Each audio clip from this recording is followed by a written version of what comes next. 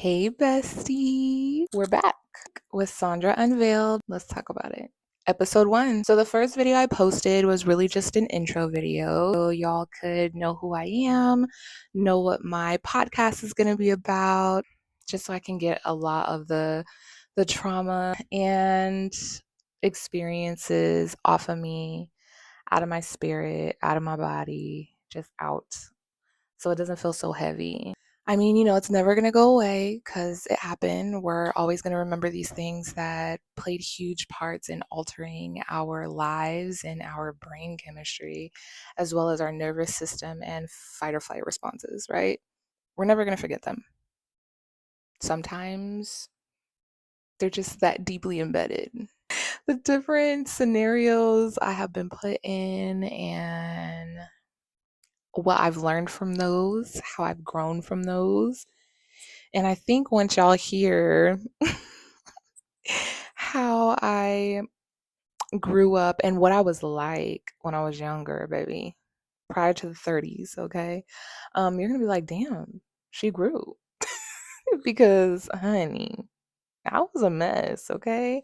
Um, Nothing in my adolescence that is my fault, but definitely I allowed my brokenness from my adolescence and the trauma that I experienced as an adolescent bleed into my adulthood for sure. And it's caused me to cause trauma to other people as well. This isn't just going to be a trauma dump as far as like, oh, what's happened to me, what others did to me.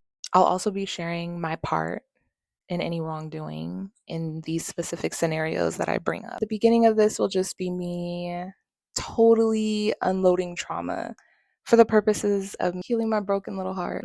And I want us to then, and as we go into trauma dumping, to heal. For me, as somebody who really remembers my upbringing, it's going to be something I have to just talk it out. I appreciate you being here, wanting to come on this journey with me. It's not easy. Healing is not linear either. It's going to be like this, baby. Okay? We're not always going to be feeling those highs. Sometimes we're going to hit the lows and we're going to feel not so hot and not so in the mood and cranky.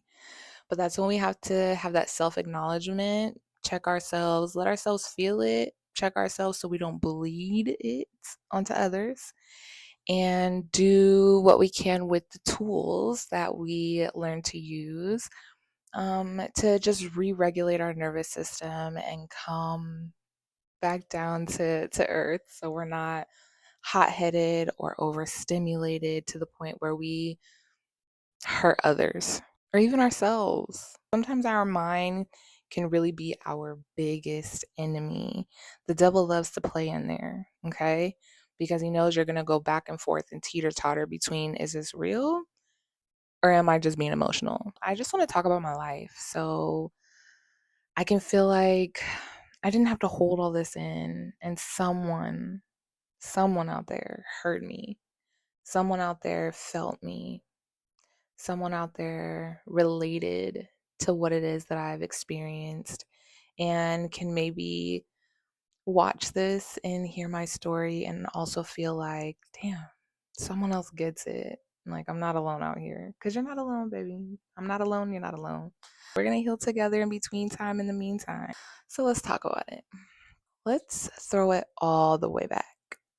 I was born in Stockton, California, to Africa, Aquarius Woods. I don't know why I cannot say her name without getting emotional. That is a name that I will use accurately because she is my mama. I have her ashes, some of her ashes in this necklace here. It's got black butterflies all over it. And I wear it almost every day. And when I don't wear it, she sits right near my bed. So we be chilling, we be talking. But yeah, I was born in Stockton, California. I have a total of 10 siblings by my mom. I don't talk to all of them. I don't know all of them, But we do have a cute little group chat going on Facebook Messenger. Anywho, my mom at that point was in her early 20s when she had me, and she had already been doing drugs for a while at this point. Drugs and, excessive use of alcohol. So, my earliest memories of trauma, um, these are conversations, some of these early stories, which are like insanely early, I shouldn't even remember them.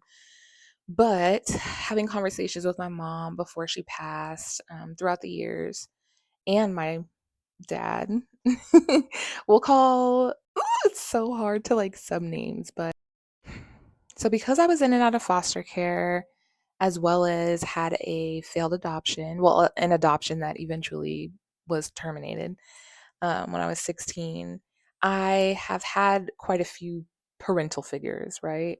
People I call parents. So when it comes to my dad, there's going to be three dads in play. We will call the dad that I grew up thinking was my biological dad, dad one. We'll call my adopted dad, dad two. And then we'll call who I then later in life found out was my biological dad, dad three. Okay. So, anywho, my earliest memory of trauma, um, talking to my mom and my dad one about this, they both said, wow, this is a true event, but it's insane that you remember it because you were nothing but maybe two. Maybe. It was a huge fight at an apartment that we lived in California. The first thing that comes to mind out of that argument was when my mom pulled a knife on my dad and sliced his arm. Yeah, next thing I know, the cops are there. They ended up arresting him. I don't remember why he got arrested and she didn't. But yeah, starting from the age of 3, I went into foster care. My mom has been struggling.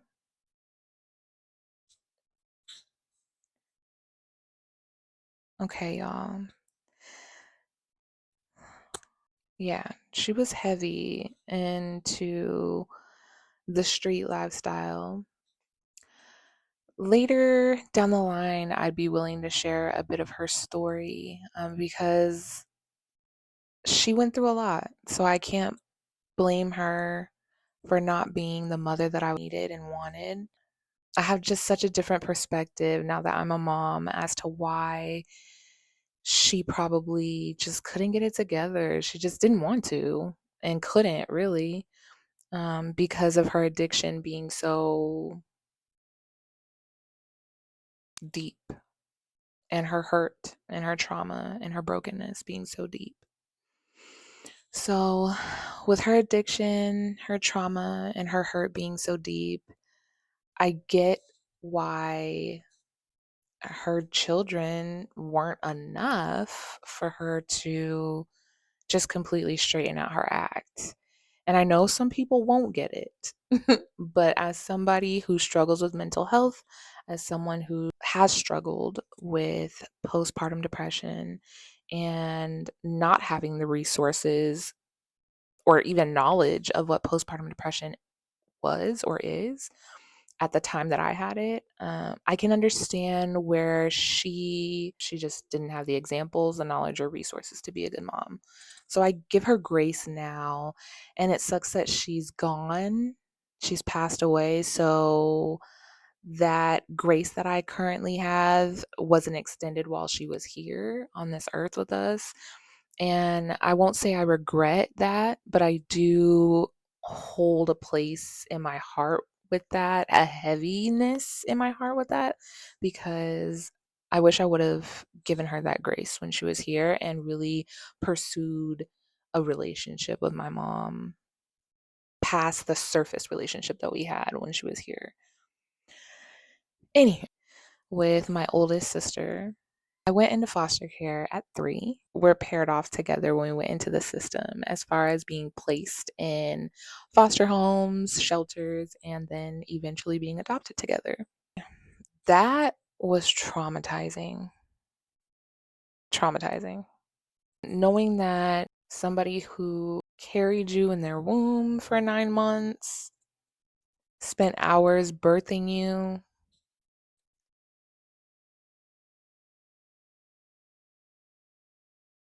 what felt at the time like she didn't love me enough or my siblings enough to want to get sober and do what she needed to do via DHS requirements in order to get us back. So we went into foster care. She told me that she was very spiteful towards dad one, who was supposed to be my dad, and didn't want him and his then girlfriend raising me or my sister. So she said that she lied about them abusing us, and so they couldn't have us. And she took us to the DHS office and said that she couldn't care for us. So we went into foster care. A lot happened in foster care. Abuse occurred when we went into foster care. From the age of 3 up until my sister and I were adopted when I was 6. We had gone through like 5 different foster homes plus what we call an orphanage, but I guess it's not like legal or a thing in the United States, but it was an orphanage, a children's shelter. It was called Mary Graham's Children's Hall in Stockton. And yeah, so we went through like 6 placements before we actually got adopted when I was 6 and she was almost 9. We're about 3 years apart. And foster care was terrible. Most of the homes that I was placed in, I can only tell my story. Most of the homes I was placed in with my sister were very about the check. They just did foster care because they wanted a check every month. And in foster care, if the child is disabled in any kind of way, you get even more money, whether that be like a mental disability or a physical one. You get more money for that. So yeah, a lot of the placements we had were really just money based, and you can tell by the way that they treated us. We had been in homes where they didn't even feed us, where she and I literally had to eat out of the trash can in order to have a meal because the foster parents weren't feeding us. So we would eat out of the trash, leftovers from what they had for breakfast, lunch, and dinner, sometimes even with ants in them and on the food. Ugh. Yeah. And I think that's a huge reason as to why I have such a weird relationship with food as an adult, and have been such a picky eater growing up. I was a bedwetter as a kid, and there were times where they wouldn't change the sheets and they would just have me laying in wet bed sheets and clothes because I was too damn big to be wet in the bed and should have been using the restroom. But I had night terrors and I didn't want to get up in the middle of the night because I was scared of the dark. So I would wet the bed and then get beatings for it. Those were my experiences at the beginning of being put into foster care. And then when I was 5, we went into this home, and this woman was so sweet. I would say it was probably the best home that we had been in thus far prior to our adoption a year later. But yeah, she was so kind. She definitely took the best care of us out of all of the other prior placements that we had been in prior to me turning 5. And she had a sister who we called Auntie. I liked that placement prior to us being adopted. There were some things that went on, some sexual abuse with another. I don't remember if he was a foster child or if he was blood relative to the foster mom we had, but there was a teenage boy that was placed there as well, or who would be over quite often. Um, and he just wasn't a good kid. And that could be due to some prior experiences he had himself, but he did a lot of inappropriate things. He was not a nice kid in that way. Anywho, when I was 5, my mom, at the time, we were doing visitation with her because she still didn't have custody of us. She was still heavy into her addiction.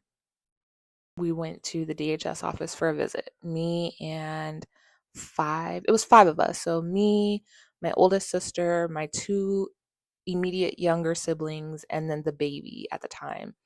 And that visit felt weird from the moment that we walked in the building. Mind you, I'm only 5, but I could feel the energy was just weird that day. And I've always been hypersensitive to energy shifts and micro expressions as far as body language and facial movements on people. And I think it's just due to having the highly abusive upbringing that I did. I had to be on my toes. I had to be hyper aware of people's moods. So I knew how I should act around them so I didn't get hurt or hit or yelled at.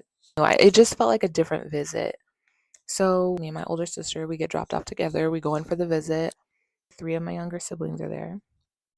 To our knowledge at that time, she was doing classes, going through treatment for her addiction so she could try to get us back. But during that visit, she pulled us aside and let us know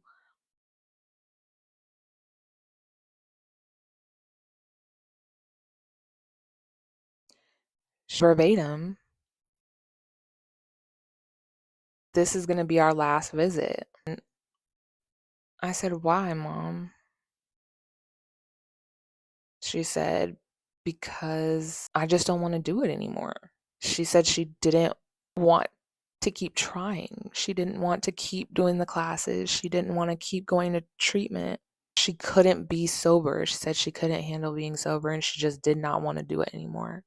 She said this would be our last visit, the last time she saw us, and that we would just stay in the system. She wasn't going to get us back.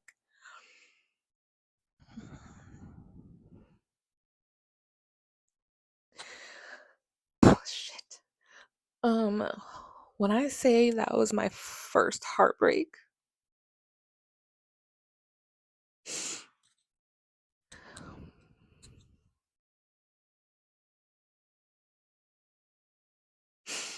my mom was definitely my first heartbreak.